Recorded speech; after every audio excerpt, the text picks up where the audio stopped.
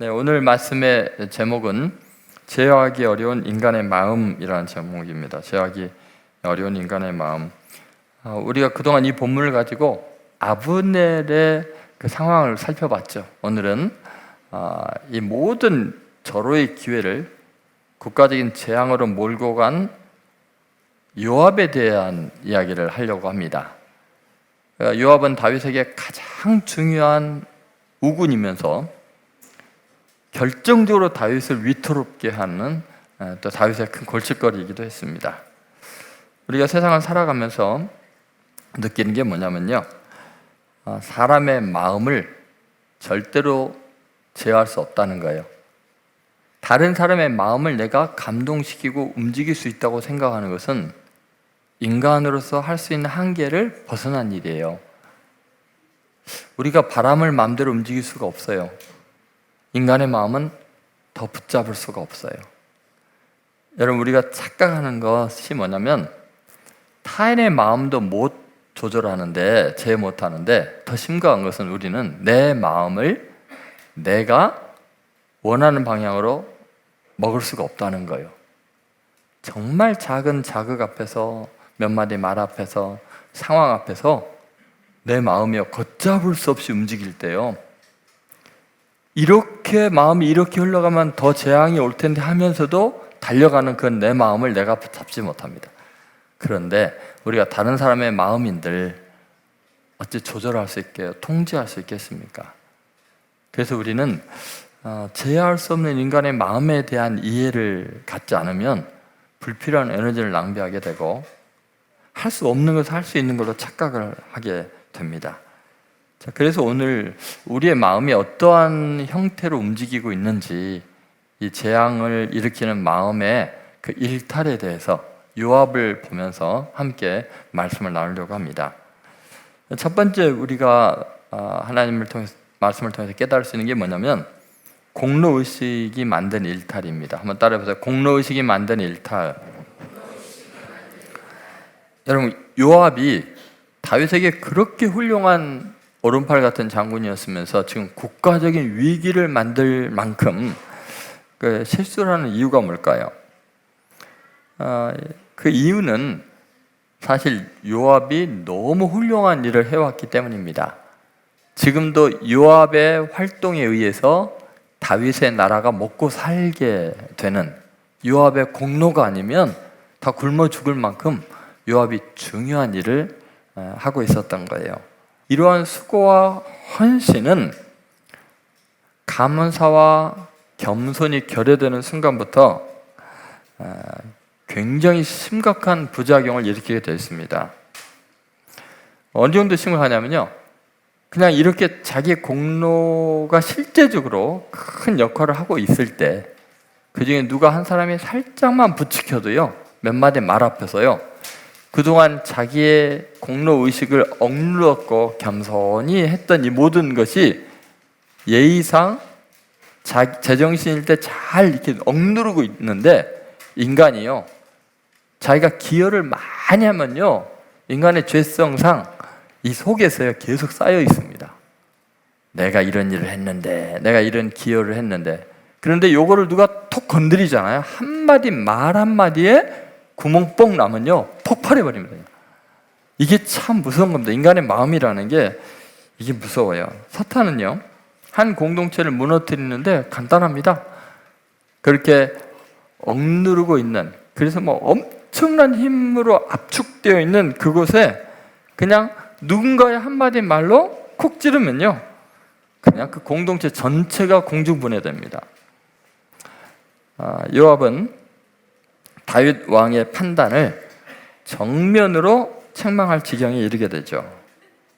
신하로서 자기의 위치에서 완전히 일탈하게 됩니다.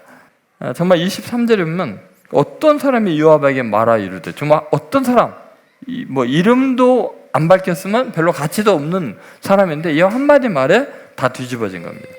3장 24절 보시죠. 3장 24절 같이 있습니다. 요압이 왕에게 나아가 이르되 어찌하심이니까 아브넬이 왕에게 나왔거늘 어찌하여 그를 보내 잘 가게 하셨나이까. 여기 보면 어때요? 지금 요압이 다윗 왕에게, 신하가 왕에게 나아가서 지금 뭐라 그래요? 지금 뭐 하십니까 당신? 제정신입니까? 이런 거 아니에요. 어찌 하심이니까? 어찌 그를 보내 잘 가게 하셨나이까? 지금 요압의 간이 배 밖으로 나왔어요. 지금 이렇게 오면 아브넬이 왔다 갔다면서요? 무슨 일이 있으셨습니까? 그리고 그냥 그렇게 돌아가는 거는 무슨 왕의 어떤 그 계획이 있으신 겁니까? 이래야 되는 거 아니에요? 보자마자 이미 결론을 내렸어요. 멍청한 짓 했네. 이렇게 돼버린 거예요. 왜 이런 교만한 마음을 가졌을까요?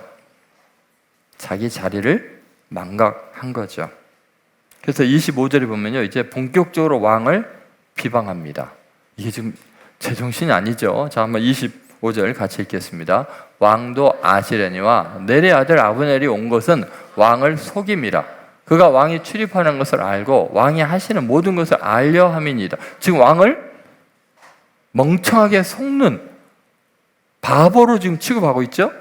더구나 아브넬이 온 의향을 모르세요? 그것도 파악이 안 되세요? 하고 가르치려고 하고 있죠. 여러분, 다윗이 누굽니까? 골리앗을 죽이고 백전백승의 하나님의 사람입니다. 요압과는 비교가 안 될 만한 탁월한 지혜로운 사람입니다. 그런데 자기가 아브넬을 먹여 살린다고 생각하고 헤브론에 있는 이 유다 왕국을 자기가 다 약탈한 걸로 책임지고 있다고 생각을 하니까 이런 말이 나오는 거죠. 여러분, 요압은 하나님의 기름 부음을 받은 다윗을 이렇게 쉽게 속는 사람으로 비난을 하고 가르치려고 합니다. 아브넬의 행위에 대해서 그 의도도 파악 못하는 사람으로 지금 이야기를 하고 있는 거죠. 이것은 아브넬의 의도를 전적으로 오해하고 있는 거죠. 그러니까 이 요압의 말이 나라 전체가 통일될 수 있는 큰 국가적인 차원에서 하나님 나라 전체에서 보는 게 아니라 지금 자기의 개인적인 소견이 모든 것을 다 알고 있는 걸로 착각을 하니까 이런 일이 일어납니다. 인간은요, 요압뿐만 아니라 누구나 저도 마찬가지고요, 이처럼 자기중심적으로 다른 사람들의 말이나 행동에 대해서 지나칠 정도로 모든 걸 아는 것처럼 속단하거나 오해하거나 왜곡시키는 경우가 누구나 있습니다. 어때요? 여러분은 그러지 않나요? 저는 이런 경우가 참 많아서 되게 마음 아프고 회개하고 후회하는 일들이 참 많았던 것 같아요. 왜냐하면 우리의 존재는 그래요. 우리의 행동뿐만 아니라 우리의 생각은 정말 제각길로, 우리의 마음은요 지 멋대로입니다. 이사야서 53장 6절에 이런 말씀이 있죠. 같이 읽어보겠습니다. 우리는 다 양 같아서 그릇 행하여 각기 제 길로 갔거늘 여호와께서는 우리 모두의 죄악을 그에게 담당시키셨다. 여기 보면 우리는 다 양 같아서, 자, 그릇 행하여 각기 제 길로 갔거든. 제 멋대로라는 거예요. 그런데 이게 행동만 이런 게 아니라요, 마음의 생각은 더 멋대로입니다. 더 멋대로. 이거 뭐 걷잡을 수가 없습니다. 근데 이 모든 것에 대한 책임은 결국 하나님께서 이 무게를 감당하셔야 되는 거죠. 여러분, 우리는 한 가지 사안이나 사건에 대해서, 특히 다른 사람의 의도에 대해서 함부로 단정하고 자기가 가장 잘 파악하고 있다는 확신, 그것은 공동체 전체의 비극을 몰고 올 수 있다는 것을 잊어서는 안 됩니다. 한 공동체가 발전할 수 있는 절호의 기회, 하나님이 주신 엄청난 복을 지금 어때요? 저주로 바꾸잖아요. 요압이 지금 통일이 될 수 있는 절호의 기회였잖아요. 심지어 이게 문제가 뭐냐면, 이 모든 잘 될 수 있는 복받은 상황이 다윗이 큰 실수를 저지른 걸로 다윗에게 다 뒤집어 씌웁니다. 아브넬이 죽인 것은 지금 다윗의 명령으로 요압이 행한 걸로 백성들이 알 수밖에 없어요. 왜냐하면 요압 장군이 감히 다윗의 허락 없이 사신을 자기 마음대로 죽일 거라고는 아무도 생각 못하죠. 다윗이 알면서 방치했거나 지시를 했거나 백성들은 다 그렇게 생각할 수밖에 없어요. 그러면 하나님이 세운 다윗의 입지가 완전히 무너지는 겁니다. 하나님 나라 계획이 다 파괴되는 거죠. 그런데 사실은 어때요? 다윗과 전혀 상관없이 진행이 됐죠. 3장 26절에 다윗은 알지 못하더라. 결론이 다윗은 알지 못하더라. 그래서 이 문제를 해결하려고요, 다윗이 엄청나게 백성들과 함께 고생을 하게 됩니다. 다행히 다윗이기 때문에 이 문제가 수습이 됐던 거죠. 유행가를 지어서 아브넬을 애도하는 애가를 온 국민에게 부르게 하고, 다윗은 금식을 하면서 국민 전체가 함께 애통해하는 일이 일어납니다. 가슴을 치면서 통곡을 합니다. 이 이별과 이 상처 치유를 위한 에너지 낭비가 국가적으로 엄청나게 투여됩니다. 지금 이때 사실은 위대한 하나님의 나라를 위해서 더 많은 나라들 정복하고 위대한 일을 할 수 있었는데, 지금 공동체 내부에서 엄청난 위기가 오는 바람에 하나님 나라 확장을 위해서는 아무것도 못하는 거예요. 이때만이 적이 쳐들어왔다면 끝장나는 거죠. 하나님께서 주신 이 굉장한 부흥의 기회가 요압 한 사람의 개인적인 판단 미스 때문에 정말 하나님이 주신 복이 악취가 나기 시작합니다. 쓰레기와 어물이도 이거 처리하는데 너무나 많은 에너지가 낭비되는 겁니다. 그래서 오만함은 이처럼 죄악이 큰 거예요. 요압이 차라리 자기가 무슨 도둑질을 했든지 성범죄를 했든지 그러면 그 사람 한 사람의 문제로 끝나지만, 자기의 공로가 교만으로 변질되면 이렇게 하나님이 주신 복이 저주로 바뀌는 위험한 일이 있습니다. 그래서 토마스 아담스가 이런 말을 했어요. 자칭 의롭다 함은 우리 자신을 좋게 생각하게 만드는 악마의 걸작품이다. 내가 스스로 의롭다고 생각하는 것, 그것은 우리 자신을 좋게 생각하게 만드는 악마의 걸작품이다. 무디 선생은 이런 말을 했어요. 어떤 사람이 밤낮 자기가 얼마나 좋은 사람인가를 얘기할 때 그가 하나님으로부터 얼마나 멀리 떨어져 있는 사람인가를 곧 분별할 수 있을 것이다. 여러분 어때요? 맞는 것 같습니까? 우리는 우리 자신의 마음이 스스로 의롭다고 생각하고 내가 이렇게 훌륭하다고 생각하는 그것은요, 대부분 악마의 작품입니다. 우리 마음은요, 내가 조절하는 게 아니라 성령이 움직이시든지 악마가 움직이는 거예요. 그래서 예레미야 9장 23절 24절 제가 읽어드릴게요. 여호와께서 이와 같이 말씀하시되 지혜로운 자는 그의 지혜를 자랑하지 말라. 용사는 그의 용맹을 자랑하지 말라. 부자는 그의 부함을 자랑하지 말라. 자랑하는 자는 이것으로 자랑할지니 곧 명철을 하여 나를 아는 것과 나 여호와는 사랑과 정의와 공의를 땅에 행하는 자인 줄 깨닫는 것이라. 나는 이 일을 기뻐하노라. 여호와의 말씀이니라. 여러분 성경에 자랑하지 말라는 말을 제가 읽으려면 끝이 없어요. 근데 우리는 끊임없이 다른 사람을 정죄하고 판단함으로써 심지어 자기의 왕을 평가하면서까지 우리 스스로 자랑하려고 하는 거죠. 되게 위험한 상황이죠. 두 번째는 통제를 벗어난 계략입니다. 순전히 자기의 입장, 즉 집요한 자기의 중심성 때문에 일을 크게 저지르고야 맙니다. 그것이 나라를 위한 것으로 스스로 체면을 걸어서 자기 확신에 차 있죠, 요압이. 그리고 자기가 해결할 것처럼 나서죠. 그러나 그것은 공동체를 파괴하는 엄청난 재앙을 일으키는 것인지를 전혀 모릅니다. 요압은 나라를 위한다고 하는데 실상은 재앙거리였어요. 요압은 결국 왕의 허락을 받지 않냐고 자기 한계를 벗어난 월권 행위를 하고야 맙니다. 자, 그 내용이 3장 26절, 27절 있습니다. 같이 읽어보겠습니다. 예, 요압이 다윗에게서 나와 전령들을 보내 아브넬을 쫓아가게 하였더니 시라 우물가에서 그를 데리고 돌아왔으나 다윗은 알지 못하였더라. 아브넬이 헤브론으로 돌아오매 요압이 더불어 조용히 말하는 듯이 그를 데리고 성문 안으로 들어가 거기서 배를 찔러 죽이니 이는 자기의 동생 아사엘의 피로 말미암이더라. 여러분, 다윗 왕에게는 가장 최측근입니다. 다윗이 그렇게 많이 의지했던 사람이에요. 그런데 다윗의 통제를 완전히 벗어났습니다. 그리고 지 멋대로 합니다. 아무리 왕이어도 다윗은 자기의 부하인 요압을 절대로 제어할 수가 없었어요.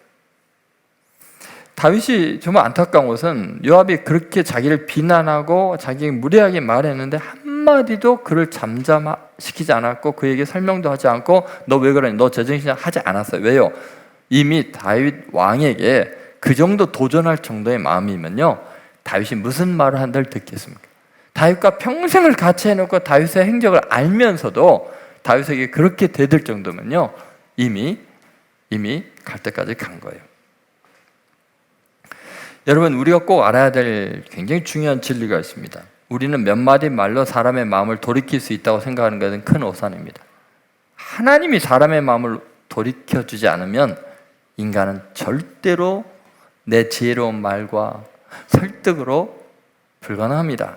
그거야말로 교만이죠. 왜 이게 불가능하냐면 사실은 아담을 비롯한 모든 인간들의 마음을요, 하나님께서 자율성을 주셨어요.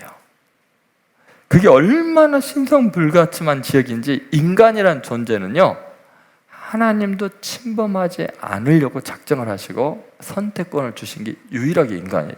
인간의 마음을 하나님은 함부로 하지 않으세요. 예수님께서 유다에게 그래요. 예수를 팔려는 생각을 사탄이 넣어줬어요. 그래서 여러분 생각을 조심해야 돼요. 내 생각이 내가 조절하는 게 아니에요. 마귀가 예수를 팔려는 생각을 유다에게 넣어줬어요. 예수님이 저 같으면 그럴 것 같아요. 야, 네 생각 속에 마귀가 들어갔다. 유다야, 그 생각 빼내. 안 돼요. 이미 마귀의 생각을 받아들인 사람은 예수님의 말이 들릴 리가 없어요. 예수님이 뭐라 그러죠? 가서 네가 하고자 하는 대로 해라. 대신 기회를 많이 줬죠. 나와 함께 떡에 손을 놓는 자가 나를 팔자니라를 비롯해서 최대한 기회를 주고 유다의 발도 씻어주고 그 마음은 자기에서 우러나야 되는 거예요. 가서 너가 하고자 하는 대로 네 마음대로 해라. 여러분, 하나님께서 선악을 알게 하는 나무의 실과를 가운데 만드시고 에덴 동산에 나무의 과일을 다 만드셨어요. 그런 다음에 뭐라 그러셨죠? 너 마음대로 먹어라. 네 마음 가는 대로 먹어라. 단 선악을 알게 하는 나무의 실과는 먹지 말아라. 먹는 날은 죽을 거다. 그리고는 지키지도 않아요. 마음 가는 대로. 여러분, 우리의 마음은요, 하나님마저도 함부로 하지 않으세요. 내 마음을 조종하려고 하지 않으세요. 하나님은 자율적인 선택을 준 거예요. 이것은요, 천사들도 흠모할 만한 자기를 만드신 신에게 도전할 수 있는 유일한 존재가 인간이에요. 여러분, 애들 여기 있잖아요. 얼마나 귀엽고 사랑스러워요. 예배 드릴 때 저 모습으로 앉아있는 게 기적이잖아요. 집에서는 어떨까요? 엄마의 말을 쉽게 들을까요? 아니래잖아요. 얼마나 솔직해요. 여러분, 하나님께서요, 인간을 대단히 인격적인 존재를 만드시고요, 하나님 뜻대로 조종하지 못할 자율권을 주실 만큼 위대하게 만든 거예요. 너무나 인격적으로 존중해 주신 거예요. 이게 얼마나 위험하고 무서운 일인지를 이제 한번 생각해 보세요. 지금 인간이 직면하고 있는 게 바로 그거죠. 지금 AI나 AGI의 발전은 엄청난 갈등과 고뇌와 의견 충돌이 진행되고 있습니다. 왜냐하면요, 심지어 AI를 개발한 사람이 5일 동안 회사에서 이사회에서 퇴출당했어요. 아니, AI를 만들었는데 AI 회사에서 쫓겨났어요. 그리고 5일 후에 복귀가 됐어요. 왜 복귀가 됐냐? 나머지 투자자들이 난리가 난 거죠. 아니, 이거 개발한 천재를 퇴출하면 어떻게 하냐? 복귀를 시켰어요. 그런데 왜 그러면 그 사람을 퇴출시켰는가? 퇴출시킨 사람의 의견을 들어보니까 무슨 말이냐면, 이사회가 7명이 구성되어 있는데 5명이 처음에 AI를 만들 때 인간들이 제어할 수 있는 한에서만 만들자 그런 거예요. 이 위험성이 있다. 그리고 경제적인 이익과 상관없이 인간 인류의 발전을 위해서 만들자고 했는데 지금 이제 AI 시대가 돼버렸잖아요. 산업이고 뭐고 AI에 따라가지 않으면 뒤처지게 돼 있어요. 그러니까 이게 한계를 무너뜨리고 인간의 조종을 한계를 뛰어넘는 인간의 제어 능력을 벗어난 AI가 지금 만들어지고 있는 거예요. 그러니까 뜻이 깊었던 이 5명의 이사가 이 사람 쫓아내야 돼. 이 사람 뒀다 인류에 재앙이 생길 거다. AI가 이제 지 멋대로 자율적으로 하게 되면 인간은 감당이 안 된다 해서 이 사람을 제거하고 통제하려고 한 거예요, AI를. 그랬더니 투자자들이 여기서 뒤지면 안 된다. 세계에서 우리가 계속 나가 발전을 시켜야 된다 하면서 인류가 멸망당할 수 있는 것을 감수하면서 돈을 벌기 위해서 복귀시킨 거예요. 그러니까 이걸 통제하려고 했던 사람이 이런 회사에 기여하면 안 된다. 다 사표내가 나왔어요. 통제가 불가능할 때 위험이라는 것은 이루 말할 수가 없어요. 인류가 멸종될 수도 있어요. 그래서 인간은 지금 불안한 거예요. 할 수도 없고 안 할 수도 없고. 자, 이제 한번 생각해 봅시다. 하나님께서 자율적 지능형 존재인 인간에게 하나님의 명령을 거역하고 절대적인 선택권을 가지게 한 건요, 엄청난 위험을 감수하는 거죠. 인격의 가치를 너무너무나 소중히 여겨서 창조주인 자기를 거스리는 선택을 할 수 있는 능력을 준 거예요. 그런데 문제는 뭐냐면 우리 인간은 내가 만든 피조물을 능력을 주고서 통제를 할 수 있는 능력이 내게 없어요. 근데 우리 하나님은 상황을 완벽하게 통제하며 해결할 수 있는 전능자이기 때문에 우리에게 자유권을 준 거예요. 그런데 그걸 해결하는 방법이 뭐냐면 죄인의 죄를 진멸하면 남을 자가 없으니까 그 모든 결과를 뒤처리하고 그 죄의 값을 치르는 걸로 자기가 죽을 각오를 하신 거예요. 여러분, 이 정도로 하나님이 우리 인격을 소중히 여기고 선택권을 소중히 여겼다면 그 하나님의 마음, 우리를 고결하게 여기시고 하나님처럼 대해주시는 그 마음을 이해한다면 우리는 선택을 신중하게 해야 돼요. 내 판단이 틀릴 수도 있다. 하나님만큼 완전하지 않다는 걸 인정을 하고 겸손해야 돼요. 내가 엄청난 공로를 쌓고 AI처럼 엄청난 인간이 도움이 되는 것 같지만 인간을 파괴할 수 있는 것처럼 내가 공동체와 내가 하나님 나를 위해서 대단한 일을 한 것 같지만 우리의 잘못된 한순간의 선택이 요압처럼 자기의 왕에게 재앙이 될 수도 있고 하나님 나라를 망칠 수도 있다는 것을 겸손히 인정해야 돼요. 정치인들이, 경제인들이, 과학자들이 전능하신 하나님 앞에 무릎을 꿇고 겸손하지 않으면 언제든지 재앙이 올 수 있어요. 그것은 내가 내 마음을 쉽게 조정할 수 있는 게 아니기 때문에 사탄이 유다에게 예수를 팔려는 생각을 넣었는데 그게 유다는 자기 생각인 줄 알고 자기 판단인 줄 알아요. 천만의 말씀입니다. 그래서 우리는 오늘 이 말씀 앞에서 철저하게 자기를 돌아봐야 합니다. 자기 중심성이 자기를 완결된 존재로 생각하는 것이 하나님 나라의 치명적인 죄를 저질 수 있고 오로지 그 피해와 그 책임은 예수님께서 십자가에서 감당해야 되는 또다시 주님을 십자가에 못 박는 것 같은 참혹한 일들이 일어날 수 있다는 거예요. 그럼 우리는 영영 구원받을 수 없는 나락으로 떨어지게 됩니다. 오늘 이 말씀을 통해서 여러분과 제가 전능하신 하나님 앞에 겸손했으면 좋겠어요. 다른 사람의 마음을 통제하려고 지나치게 말도 많이 하지 마시고 가르치려고도 하지 마시고요. 그리고 내 마음도 내가 스스로 어찌 할 수 없다는 걸 깨달으시고 겸손하게 하나님 앞에 온전히 섬기시기 바랍니다. 그러니까 아내의 마음을 남편이 조종할 수 있다고 생각하면 안 돼요. 반대도 마찬가지고 자식도 마찬가지예요. 오직 하나님의 은혜에 맡기십시오. 하나님만이 책임지실 겁니다. 우리의 실수와 죄악도 합력과의 선으로 바꾸실 분은 하나님이십니다. 그래서 전능하신 하나님이, 창조주 하나님이 우리를 사랑하시고 우리를 위해서 능력을 베푸시고 우리를 위해서 희생하시는 것이 얼마나 든든한지 모르겠어요. AI 시대가 오든 별 시대가 오든 하나님이 통제권이 있으셔서 우리를 심판하시든 구원하시든 그것은 아버지의 사랑 가운데 진행된 걸 믿으시고 두려워하지 마시고 승리하시기를 주의 이름으로 축원드립니다.